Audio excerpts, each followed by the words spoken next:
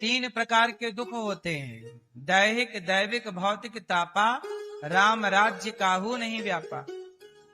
तीन प्रकार के दुख होते हैं हम सब प्राणियों के जीवन में। कितने दुख होते हैं?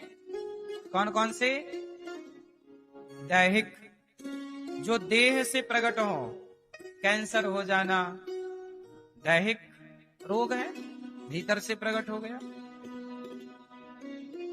किडनी लीवर फेल हो जाना, और ये बुखार है, और क्या क्या टीबी है, और क्या क्या रोग होते हैं, ये दैहिक रोग है। दैहिक।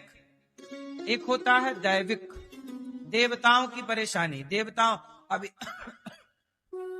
अभी इतना पानी वर्षा के गांव बह गए, अब ये दैविक रोग है कि नहीं? बोलो हाँ। कौन सा रोग है? देवताओं से ऐसा दुख मिला कि गांव बह गए। जिसका घर बहा होगा सोचिए वो तो बेघर हो गया। तो ये देवताओं से मिला कष्ट है।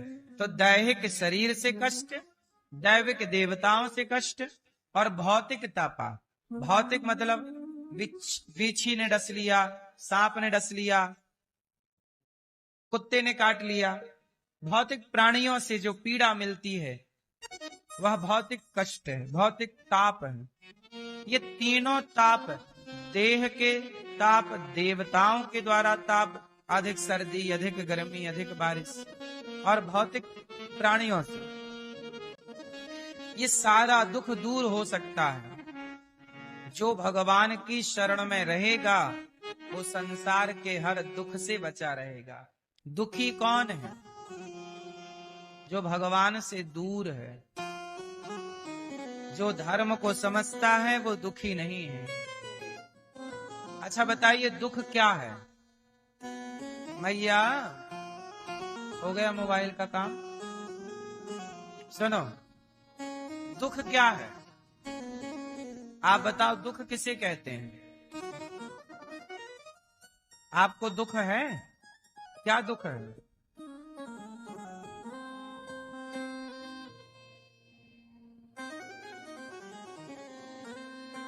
सब कुछ मिलकर भी कुछ मिल नहीं पा रहा। क्या नहीं मिला आपको? सुख। सास ने चम्मच नहीं दिया, बहुओं का यही दुख है बेचारियों का, सास ने एक चम्मच तक नहीं दिया।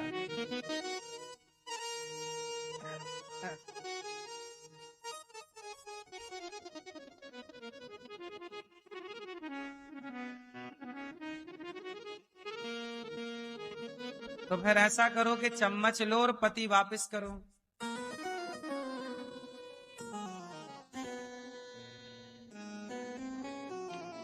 इस संसार में दुख क्या है? यदि आपसे मैं पूछूं कि दुख क्या है, आप बता ही ना पाओगे कि दुख क्या है।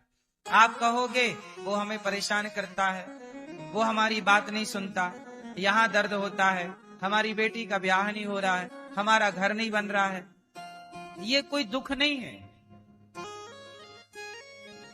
ये दुख नहीं है भाई। बेटी का ब्याह नहीं हो रहा है, ये कोई दुख है? ढूंढते रहो, हो जाएगा। घर नहीं बन रहा है, ये कोई दुख है? मेहनत करो, पैसे कमाओ, घर बन जाएगा। शरीर में तकलीफ है, ये कोई दुख है? इलाज कराओ, योग करो, अच्छा खान पान करो, शारीरिक तकलीफ दूर हो जाएगी। ये कोई दुख है?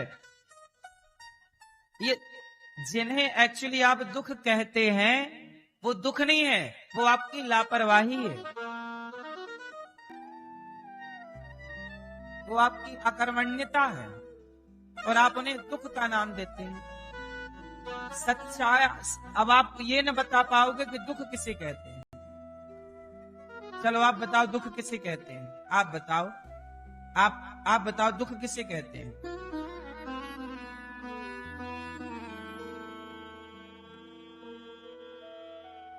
ये मुंह पे आपके क्या कैंसर हो गया है? कैंसर है तो इलाज हो गया, आराम है? तो क्या तंबाकू खाते थे, सुपारी? तो सुपारी खाते थे तो हो गया कैंसर। अब आप कहो हे भगवान तुमने हमें बड़ा दुख दे दिया, कैंसर हो गया। अब ये बताओ ये दुख भगवान ने दिया कि आपकी सुपारी ने दिया? दिया तंबाकू सुपारी ने दुख, और लोग कहेंगे किसे? हे भगवान तुमने दुख दिया। ये भी दुख नहीं है, ये आपकी लापरवाही है। आया ना? दुख क्या है ये बताओ, पीली मैया आप बताओ, दुख क्या है? माँ बाप को जो छोड़ दिया ये दुख है, ये भी दुख नहीं है। माँ बाप को छोड़ इसलिए दिया क्योंकि संस्कार नहीं है, तो संस्कार ना होना इसलिए लापरवाही है, ये लापरवाही है। आपने संस्कार नहीं दिया, यदि संस्कार होते तो संस्कारवान बेटा माँ बाप को ना छोड़ता। संस्कार देने एक्चुअली आप लोग ना चीजों को एक तराजू में तौल रहे हैं, सब कुछ दुख है नहीं, सबके अलग अलग शब्द हैं, मीनिंग है, परिभाषाएं हैं। आप जल रहे हैं किसी को देख के, वो आपकी ईर्ष्या है, और आप उस ईर्ष्या से आप दुखी हों तो वो दुख नहीं है, वो आपकी ईर्ष्या है। अब आप उस ईर्ष्या को यदि आप दुख कहते हैं तो आप कह सकते हैं, बट है नहीं वो दुख। अब बताओ दुख क्या? आप बताओ दुख किसे कहते हैं? दुख क्या है? लोग चिल्लाते हैं हम बड़े दुखी हैं, दुखी कहां दुख है? आप बताओ। हैं? संतुष्ट ना होना ये दुख है भाई। संतुष्ट नहीं है तो वो परेशान है, संतुष्ट हो जाओ। दुख क्या है? वो असंतुष्टि है। दुख क्या है? माँ बाप से दूर हो जाना, माँ बाप चले जाएं, ये दुख है। साया उड़ जाना वही तो है, चले जाएंगे तब ना साया जाएगा। तो भाई वो तो उम्र पूरी होगी तो जाएंगे, ये काय बात का दुख है? तो मृत्यु लोक है, आए हो तो जाओगे, आया है तो जाएगा। राजा रंग फकीर, एक सिंहासन चढ़ चला, एक बंधा जंजीर। दुख क्या है? अब बताओ दुख क्या है? हैं? चलो अब हम बता देते। देखो आप लोगों के पास कोई दुख नहीं है, केवल दुख के बहाने हैं। कोई दुख नहीं है। आपकी लापरवाही को आप लोग दुख मानते, आपकी गलतियों को आप दुख मानते हैं। इसे ठीक कर सकते हैं आप लोग, इसमें ईश्वर का कोई लेना देना नहीं। अब दुख क्या है वो मैं आपको सुनाऊं। भगवान को भूल जाना ही सबसे बड़ा दुख है। भगवान का विस्मरण हो गया, हमने आज भगवान को याद नहीं किया, आज हमने भगवान की पूजा नहीं की, आज हमने भगवान को स्मरण नहीं किया, आरती नहीं की, आज हमें भगवान की याद नहीं आई। यही हमारा सबसे बड़ा दुख है कि आज प्रभु याद नहीं आए। हे प्रभु क्या गलती होगी कि आज आप हमें याद नहीं आए? ये दुख है। सबसे बड़ा दुख क्या है सृष्टि का? ईश्वर को भूल जाना ही दुख है।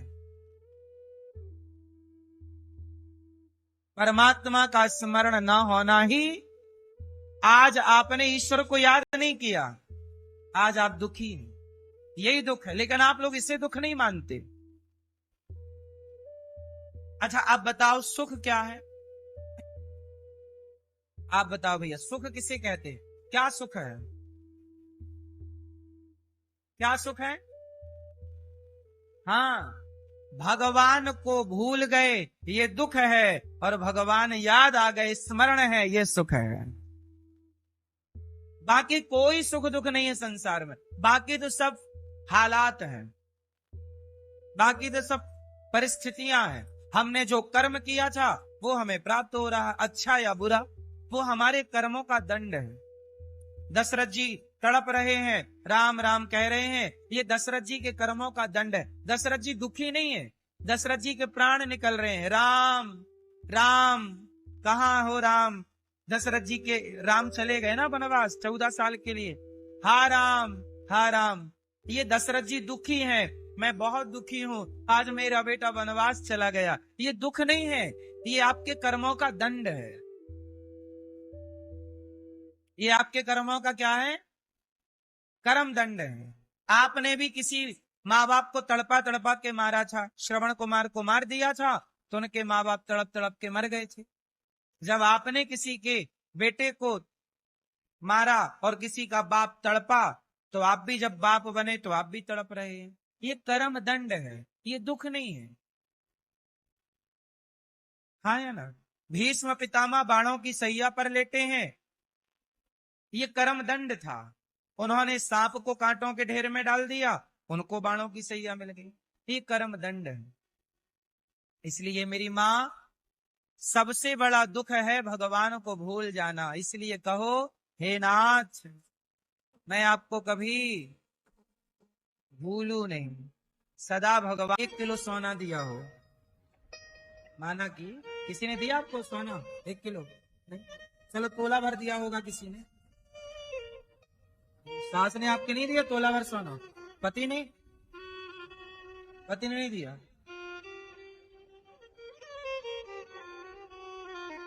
तो सास ने क्या दिया आपको? आर्टिफिशियल दिया है। पति भी आर्टिफिशियल है कि ओरिजिनल है? पति तो ओरिजिनल दिया है, आपकी सास ने तो दिया है, तो सास का धन्यवाद भी दिया करो। सुनो, किसी ने आपको 1 तोला सोना दिया ना, आप उसे याद रखते हो? याद रखते हो कि नहीं? किसी ने आपको 5 तोला सोना दिया हो, किसी ने आपको घर दे दिया हो, याद रखते हो कि भाई इन्होंने दिया है, और आप भूल जाओ तो आप मतलब गलत व्यक्ति हो। किसी के एहसान को नहीं भूलना चाहिए। क्यों? हमें कोई 1 गिलास पानी पिलाए तो भी हमें उसका एहसान नहीं भूलना चाहिए, धर्म तो यही कहता है।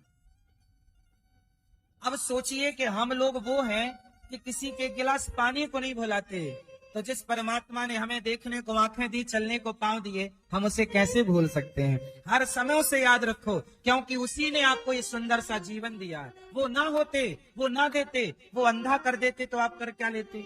वो लंगड़ा कर देते तो आप क्या कर लेते? इसलिए भगवान को हर पल याद रखिए कि प्रभु आपका दिया ये जीवन है। तो भगवान सत चित आनंद, विश्व की उत्पत्ति पालन संहार, तापत्र, सारे दुख को दूर कोई कर सकता है, तो भगवान की शरणागति सारा दुख दूर कर सकती है। दुख से मुक्त होना है तो समर्पित हो जाइए भगवान के चरणों में। ऐसे भगवान को जो सारा दुख दूर कर सकते हैं, ऐसे भगवान को हम राधा सहित कृष्ण को नमस्कार करते हैं। तो दुख क्या है? भगवान को भूल जाना। और सुख क्या है? यही है। बाकी सब सुख दुख की परिभाषाएं फिर आदमी अपने हिसाब से जो करता है वो अलग है। वो तो आदमी अपने अपने परिस्थिति के अनुसार बोलता रहता है, वो परिभाषाएं ओरिजिनल नहीं। ओरिजिनल ये है। इसलिए कुंती बुआ ने भगवान से क्या मांगा? हमें सुख नहीं चाहिए, हमें दुख चाहिए। कुंती बुआ ने भगवान कृष्ण से क्या मांगा? कुंती बुआ ने कहा, विपदा संतु न शश्वत तत्र तत्र जगद गुरु। हे प्रभु, हमें कुछ देना हो। कन्हैया बोले, बुआ मैं आपको क्या दूं? कुंती बुआ बोली, देना चाहते हो? हाँ, तो मुझे दुख दे दो। दुख क्या कहती हो बुआ? सारी दुनिया सुख चाहती है, आप मेरे से दुख मांगती हो। कुंती बुआ बोली, प्रभु जब दुख था तो हर दुख में आप करीब थे, आपका स्मरण था, आप याद थे। अब सुख आ गया तो डर लग रहा है कहीं आपको भूल ना जाऊं। और मुझे तो यही लगता है केशव कि आपको याद रखना ही सुख है, मुझे और कोई सुख चाहिए नहीं। बस तू याद रहे, तू ना चला जा। बस एक कुंती बुआ ने ये परिभाषा बनाई है कि कृष्ण को याद रखना ही सुख है और कृष्ण को भूल जाना ही सीधी सी बात। बाकी रही संसार की, तो ये तो संसार आता जाता रहता है। धन दौलत हानि लाभ तो रोज होता है। आज आपको फायदा हुआ, कल नुकसान हुआ, फिर फायदा हो गया। आज आपने 10,000 कमाए, कल 5,000 कमाए, परसों आप 50,000 कमा सकते हैं। ये तो रोज का उतार चढ़ाव है, समुद्र की लहरें हैं, आई गई आई। क्यों? ये संसार का सुख तो किससे ना होगा। लेकिन आप लोग क्या है, संसार में बह जाते हैं और वो प्रभावित करने लगती हैं चीजें आपको। यम प्रव्रजन्तमनुपेतमपेत कृत्यम द्वैपायनो विरह कातर आजुहाव। पुत्रेति तन्मयतया तर्वोऽभिनेदुस् तं सर्वभूतहृदयं मुनिमानतोऽस्मि। भगवान के पुत्र हुए हैं, वेद व्यास जी के पुत्र हुए सुखदेव जी। अच्छा, सुखदेव जी अपनी मां के पेट में 12 साल रहे। सुखदेव जी अपनी मां के पेट में कितने वर्ष रहे? 12 वर्ष। क्यों 12 साल तक बाहर नहीं आए? वेद व्यास जी बोले अपने बेटे से, बेटा बड़े हो गए हो, बाहर निकलो। तो अंदर से आवाज आती, सुखदेव जी ना, मैं बाहर नहीं आता। क्यों? अच्छा, सुखदेव जी मां के पेट में 12 साल तक रहे। अच्छा, सुखदेव जी मां के पेट में गए कैसे? इसकी भी एक कथा है। एक बार शंकर जी माता पार्वती को लेकर अमरनाथ गए और वहां अमरनाथ के जंगल में डमरू बजाई, डम डम डम डम डम डमरू बजाई। सारे पशु पक्षी भाग गए, जंगल हो गया खाली। अब शंकर जी बैठे आसन लगाकर, पार्वती जी बैठी सामने। पार्वती जी बोली कि प्रभु हमें कथा सुनाओ। तो शंकर जी बोले कि हम कथा तो सुनाएंगे, पर हम जो कथा सुनाएंगे ना वो बहुत थोड़ा गहरी है, सब सुन ना लें। सबको भगा दिया, डमरू बजा, चलो चलो, चलो। कथा सुनने के अधिकारी सब लोग थोड़ी हैं। शंकर जी चाहते तो सबको बिठा के कथा सुनाते, पर नहीं। कहीं मेरे द्वारा दिया गया ज्ञान, कहीं उस ज्ञान का कोई मिसयूज ना कर ले। आपको पता है पाकिस्तान के हाथ परमाणु शक्ति लग गई, रोज धमकी देता, पटक दूंगा पटक दूंगा, जैसे उसने पटाखे बना रखे हो कि पटक दूंगा दीपावली में। गलत व्यक्ति के हाथ में कोई ताकत लग जाए तो वो उसका मिसयूज करता है, जैसे कि पाकिस्तान परमाणु का कर सकता है। बोलो हाँ कि ना? गलत व्यक्ति के हाथ शक्ति लग जाए तो वो मिसयूज होगी। उसी तरह हमारे ऋषि मुनियों ने ज्ञान को बचा के रखा। सबके लिए ज्ञान नहीं है, ज्ञान सबके लिए नहीं।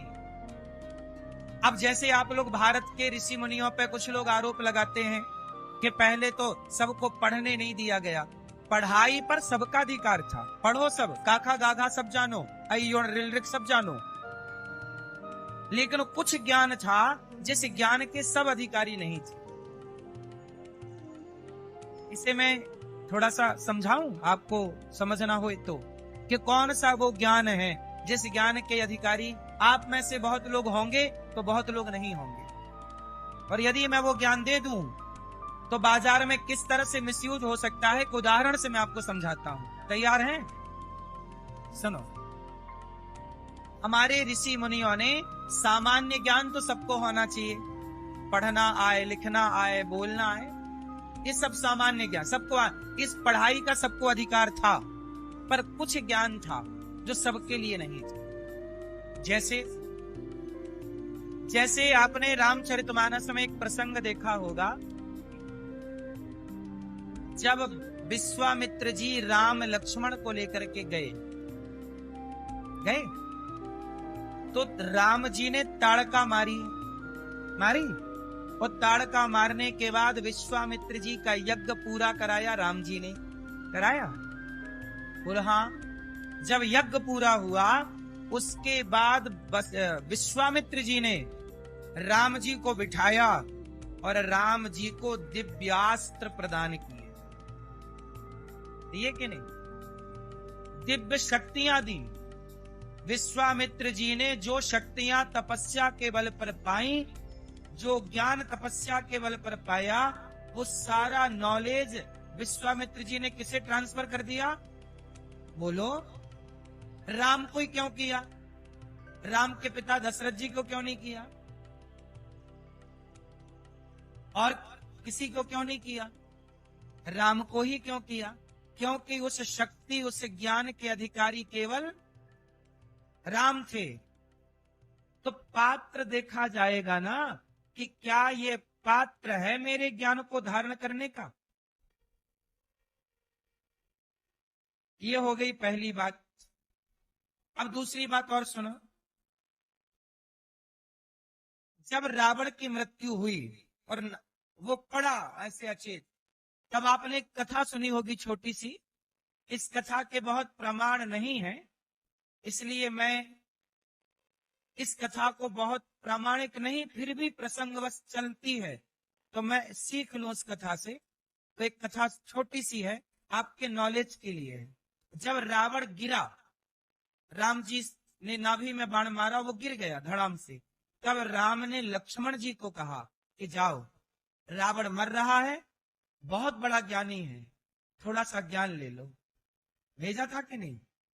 तो लक्ष्मण जी गए तो रावण के सिर के पास खड़े हो गए। खड़े रहे लक्ष्मण जी, रावण एक शब्द नहीं बोला।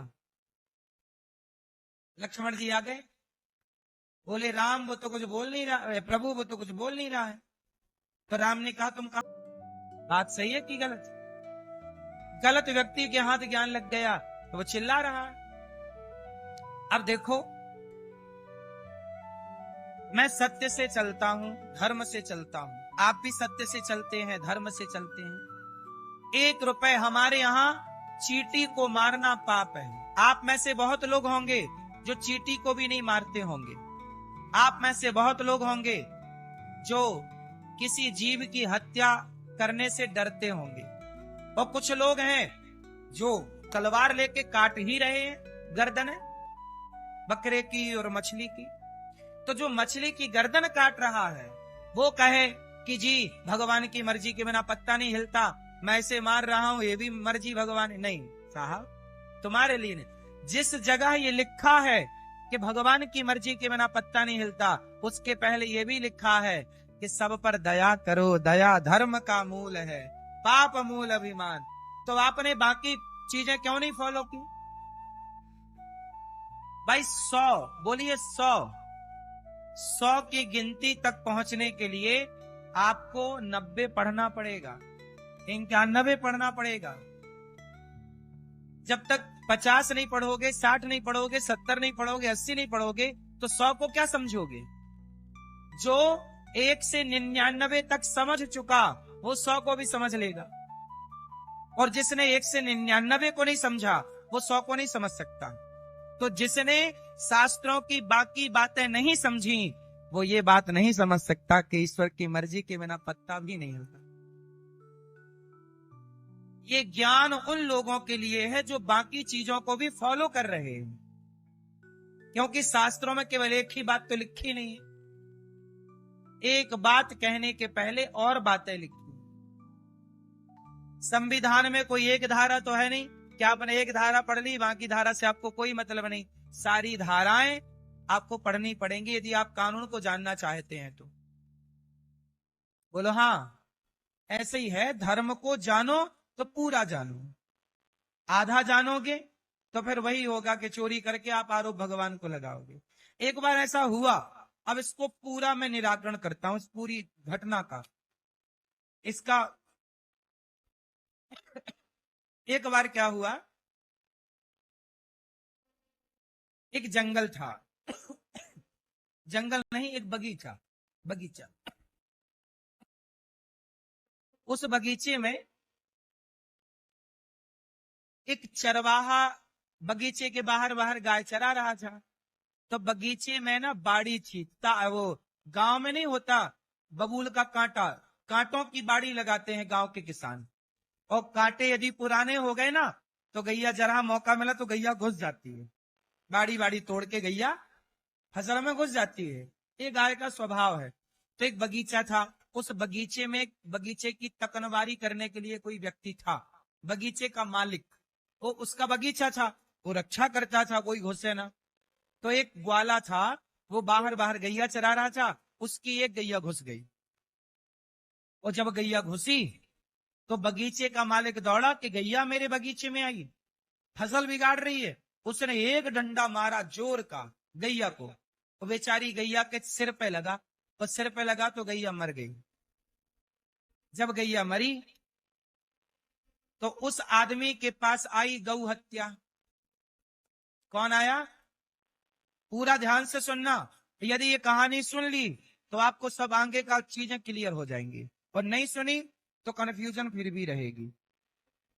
ये कहानी नहीं है, मैं आपको कुछ समझाने के लिए कहानी सुना रहा हूं। एक बगीचे का मालिक था, उसके बगीचे में किसी की गैया घुस गई, उसने जोर से मारा, गैया मर गई। और जब गैया मरी तो गौ हत्या आई, गौ हत्या का पाप आया। वो पाप बोला, गौ हत्या बोली, गौ हत्या बोली कि भैया तुमने मुझे मार दिया, अब मैं तेरे ऊपर चढ़ूंगी। गौ हत्या लगेगी ना।